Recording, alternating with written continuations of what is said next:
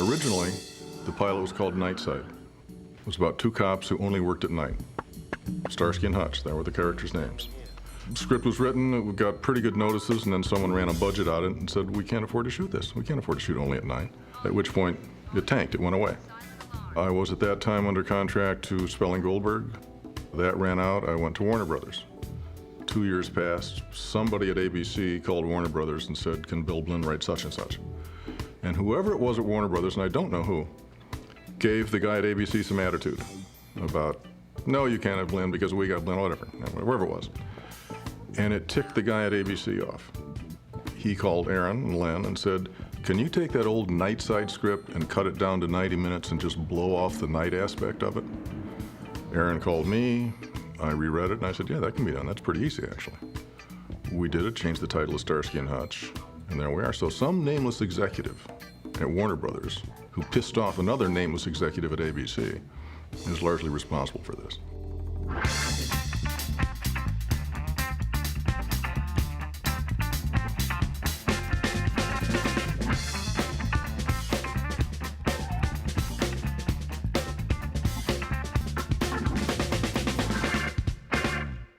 I had known Bill since he was at Screen Gems when I ran Screen Gems. He was a young writer there, but I thought he was an inordinately gifted and a terrifically nice guy. So when we talked about doing this show, we talked to Bill about it.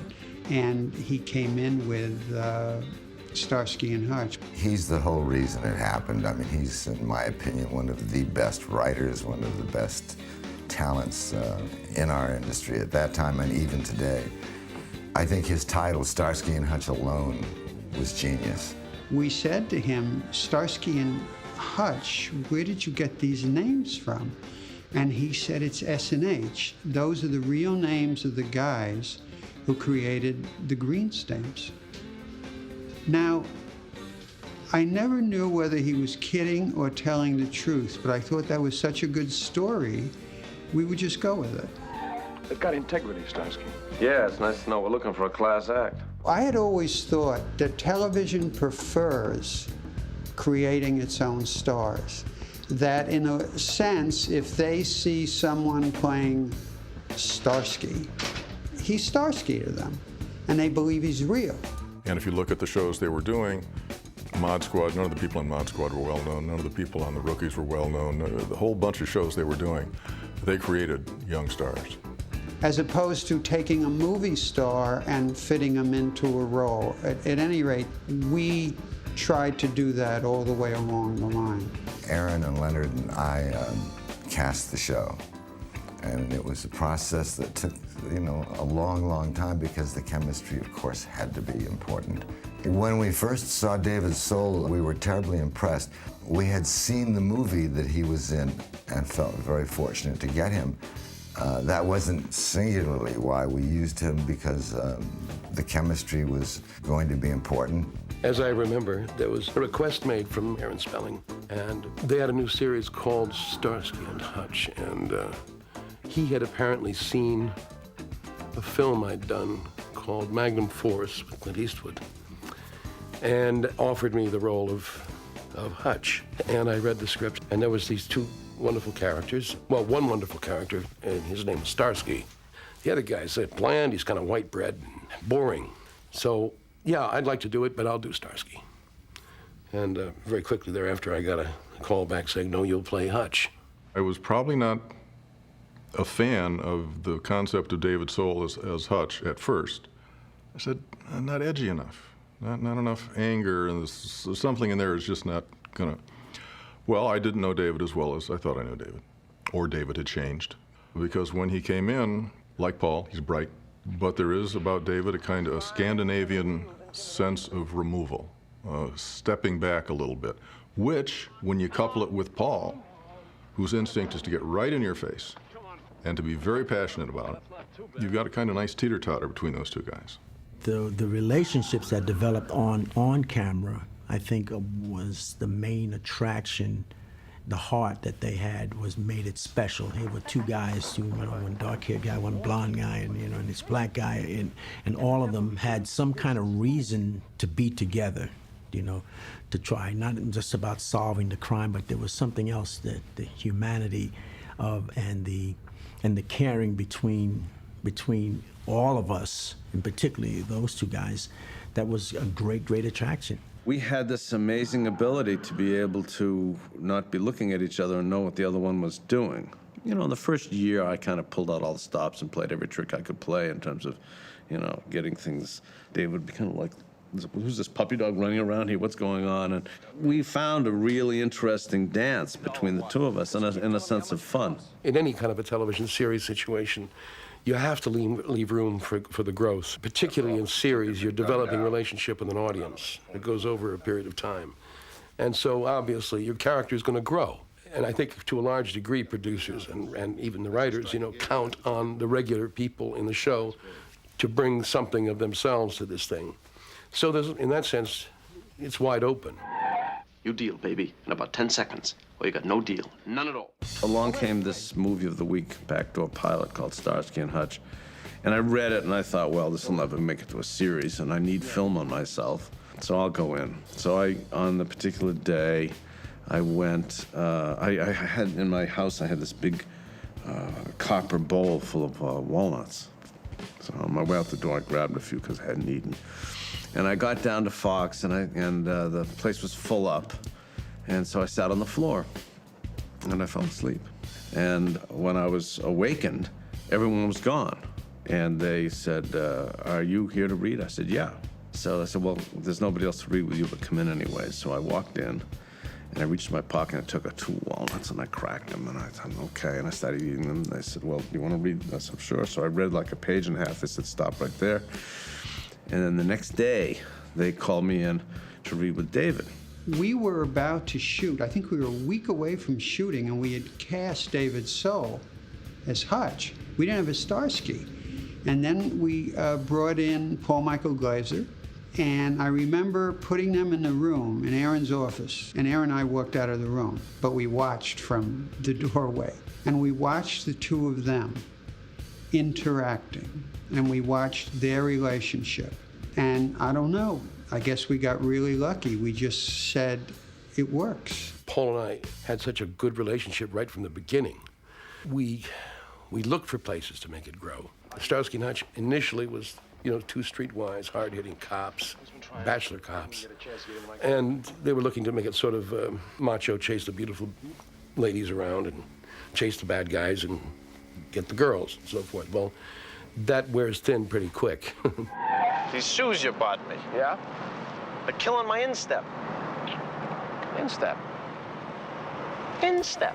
When we first saw Paul, all of us were smitten by him because he had something extra special. We had seen many actors, and many of them were very good, but he had something extra. I guess he looked like a man who might be called Starsky, and he was very masculine and an extremely good actor.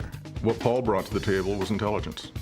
I mean, if you see his performances and if you know the human being at all, he's got an incredibly bright, burning intelligence that he couples with humor. That's a hard combo plate. When Starsky and Hutch came along, Starsky, for me, kind of was an amalgamation of a lot of elements that I'd worked on in this persona: the vulnerability and gullibility of the boy, and the responsibilities and passions of the man, and mixing the two so that you had an opportunity to play with comedy, to set yourself up. So there was a certain degree of an endearing quality that, you know, I was able to explore there. What Paul and I decided early on is we were going to make these two guys men first and cops second, as opposed to the other way around. Television series before then, to a large degree, had been just give me the facts, man, you know, and let's bust the bad guy. And we had an opportunity here, because of our relationship, to develop some extraordinary human sort of circumstances within which we then did our jobs as cops. Whatever it took, you know, whether it was the handsome, laid-back, waspy David Soul and the more energetic, intense Jewish Paul Michael Glaser, You thought for a second, a few years before that, we had seen Redford and Dustin Hoffman and All the President's Men, and maybe it could work. They sure were good in the room together. They had a very unique quality that maybe they weren't like that in real life, but on stage, the quality they had was great intensity for what they were doing. They wanted to be the best cops in the world, and they were very good friends, very caring about each other. They were very emotional with each other. They touched each other. There were a lot of articles written that maybe they were gay. Maybe they really loved each other more than just two guys loving each other. That wasn't true, because they were very healthy guys. Now, that's very, very unusual for police drama, particularly in those days. A lot of it grows out of the process, you know, in terms of what David and I may bring to something and what that sparks an idea in the producer's head or in the writer's heads, and then they start writing towards that, and then we look at a situation and we say, you know, the reality of the situation is Paul, would feel this way, and David said, I'd feel this way, and before we know it, we've got ourselves an emotional scene. Both guys, both characters, were, in essence, people who loved their job and hated the system. Didn't like the rules, didn't like the paperwork, and also had a sense of the absurd in the world in which they moved. They brought this great affection for each other. I think that's what really did it. It made people in the audience say, I'd like to have friends like that. Detective Hutchinson. Man, that's formal. This is the proprietor, Huggy Bear, calling. I was going through Santa Barbara or Ojai or in that area, and I came across a disc jockey whose name was Huggy Bear. Now, I don't know if he was a bootleg jockey, some kid out of a garage, or if he was a real guy working out of a station. To this day, I don't know. I do know when I heard the name Huggy Bear, somehow that presented you with a character. Well, I was a hungry actor from New York, and it really started with some coincidences. I was cast in a film called Across 110th Street, but the director was Barry Shear, and Barry Shear ended up being the director of the pilot for Starsky and Hutch. We were looking to find a very unique character to play Huggy Bear. I think he had 1 or 2 scenes in the pilot, and when we tested the pilot with the audience, he tested as high as Starsky and Hutch. He just, again, clicked because he was such an unusual guy. I wanted somebody, not necessarily for the pilot, but I thought if this pilot sold, they needed someone who worked on the dark side, who crossed back and forth across that line with ease. It was also without conscience to a large degree. Again, we got some flack because, well, what is he? He's a pimp? Well, sort of. Well, but a good guy. Is he gay? They didn't say gay in those days. Not really gay, kind of androgynous. Androgynous, what does that mean? I said kind of androgynous. Huggy played both sides of the coin. He was shady on one side and, you know, and a friend on the other, or he dealt on both sides. And he was a guy whose relationship we protected.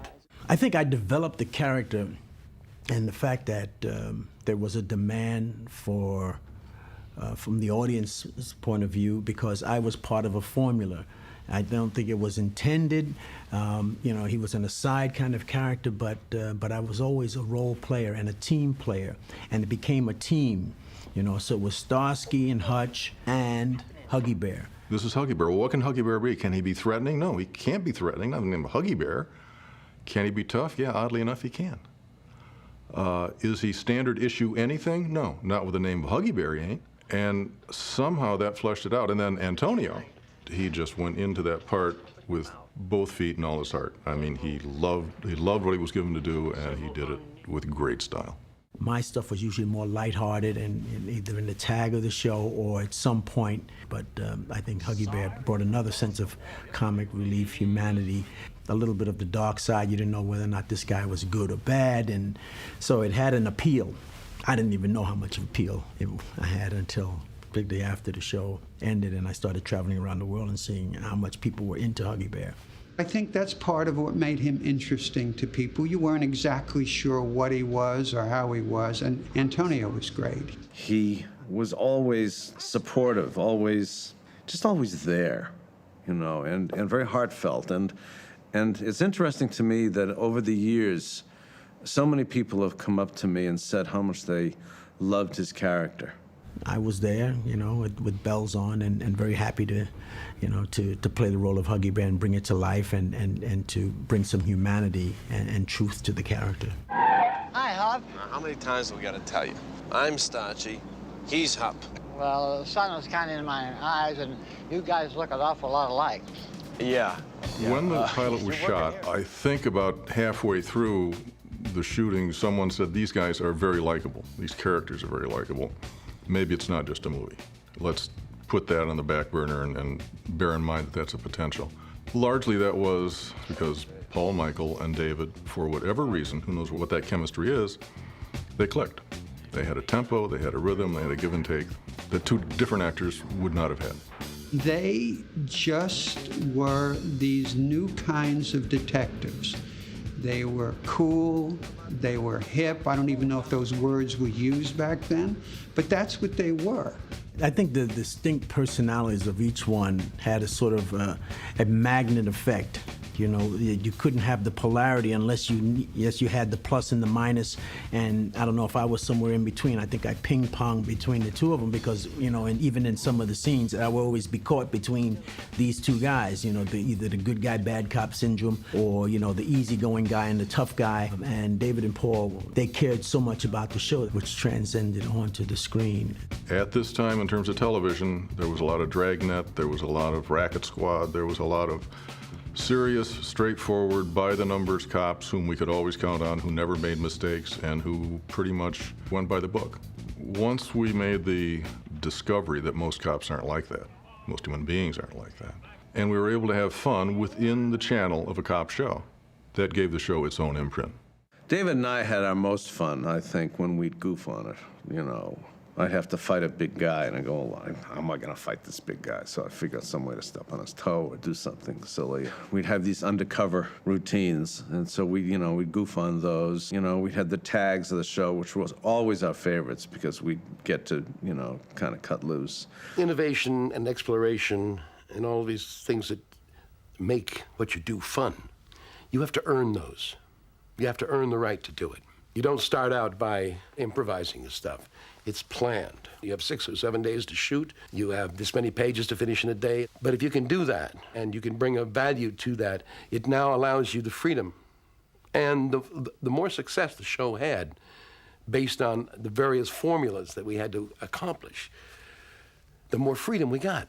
The head of business affairs for ABC, not an unsophisticated man, and certainly knowledgeable about television, called us after he saw the pilot, and he said, I'd like to hang out with those guys.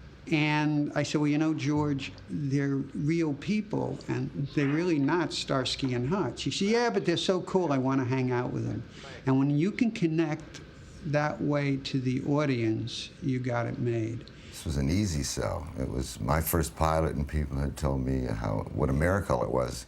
But it wasn't with Aaron Spelling. I mean, they loved him. Why wouldn't they? They were eager to do more shows with us, but we still had to come up with a very good script, which I think Bill came up with. And then Mike Eisner, who was then the head of primetime programming at ABC, said, well, how am I going to sell this? You have to create the ad. So we sat down with Bill Blinn and said, how are we going to sell it? And he said, someone in the district is gunning for Starsky and Hutch. Some crimes are more equal than others. So we told that to Michael, and he went, okay, now I know how to sell it. Man, this heap is a piece of garbage. When are you gonna fix it? Listen to that squeak. It cuts through my brain. I don't hear it. It's driving me nuts, and you don't hear it? Aaron Spelling put his arm around my shoulders, walked us out of his offices into the parking lot, and said, I have a surprise for you. And he showed us this red Torino with this white stripe down the side. I turned to David, and I said, it looks like a striped tomato. The idea for the car came from the fact that years ago I had had a green and white Camaro convertible that I was passionately in love with.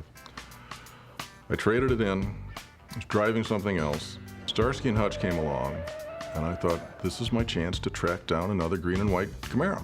So that's what I wrote in the script, and that's what was given to the transportation coordinator. This guy drives a green and white Camaro convertible.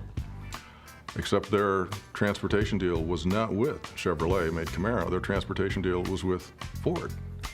Well, my heart broke. I just said there was no way that we were going to be able to make this show without the green and white Camaro until the guy showed up with the red and white Torino. Big, wonderful white slash on the side. But, you know what, that is kind of hot. That is kind of cool. The car was a big surprise. Our transportation guys, what they did was they took a Ford Torino, gave it a special paint job, the red and white paint job, and oversized wheels. And it made it seem, when we did our chases, as if this thing was the hottest thing on wheels. The truth was, it wasn't. It was the same Ford motor. It could hardly get up a very steep hill. I loved the look of it, and it was laughable because undercover cops don't use cars that are that outstanding, as you know. The bad guys in the second floor office looking out the window. Here they come. Here comes Starsky and Hutch in that red car. Talk about undercover detectives. You betcha. That really fits, doesn't it?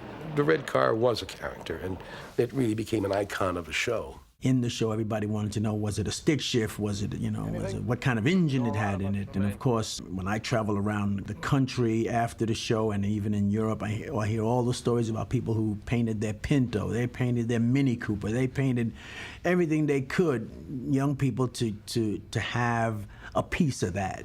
It was impossible to drive. It was heavy, it was cumbersome.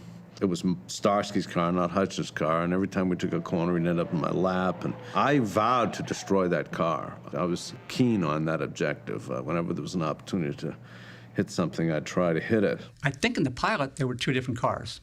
Paul Michael had the Torino, and Hutch had this old clunker. And at one point, he said, why do I get the ugly car? I think I should ride in the Torino with Starsky all the time. But I think Starsky always drove. It provided a way for Hutch to do the detecting. I would have them, as they're driving down a hill, especially, one of my favorites was, and Hutch is saying, well, we talked to Huggy, and the bad was going here, but he should have been here, and somebody's missing from over here, and Starsky's saying, Hutch, Hutch. He said, don't bother me. I think I've got the handle on what this is doing. Hutch, I need it, Hutch. And Hutch said, what is it? And he said, we don't have any brakes.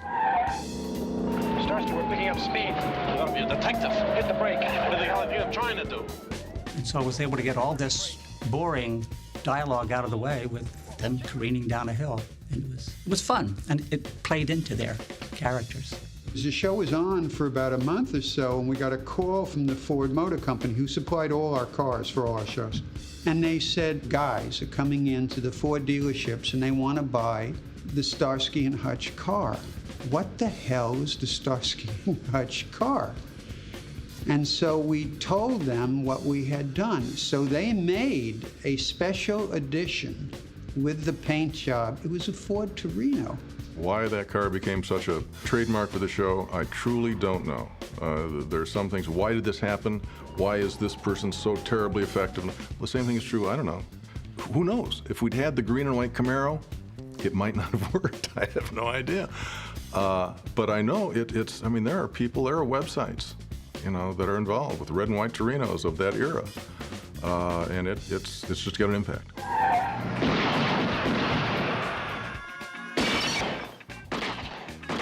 I can remember the Variety review, and this is not a word-for-word quote, but I know it started out with, this might just be the perfect ABC pilot to attractive young men with senses of humor and a large injection of action and good-looking people.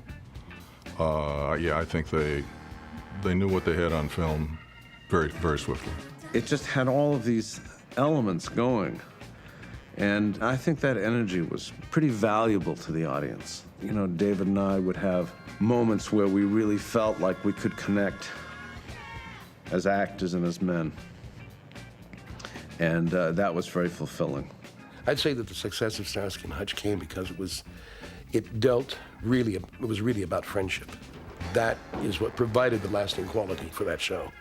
All of the vicissitudes of friendship, I think, really is what this show was about, and I think one of the reasons why we why it's maintained its popularity for so many years. I think the most proud I am is just being a part of something that's special, because memory is really, really important, and nobody knows, what the look between David and Paul or myself when we say we know because we were there. We knew when we were watching dailies that it just worked. The relationship worked. You never know if you're doing a two-hander. The key to that is it going to happen between the two of them? The stories, there's 1,000 stories. They're all the same stories you've seen on every cop show, but you have to do them with a different twist. But did it work between Paul and David? And it worked. The toughest thing for me in making this show was in not screwing it up, because it was a pretty good concept. The story of the pilot went together well. It was nicely cast, in particular with the leads. And there was that sense, I guess, if a football player intercepts a pass and is running for the goal line, around the time he gets to the 20, he starts thinking, don't trip, don't drop the ball. And there was a time when it was like, when's this thing going to implode? Because it's going together awful well, and the film looks awfully good, and the story seems to hang together logically. So the toughest part was the fear that we'd been kidding ourselves. Turned out we hadn't been.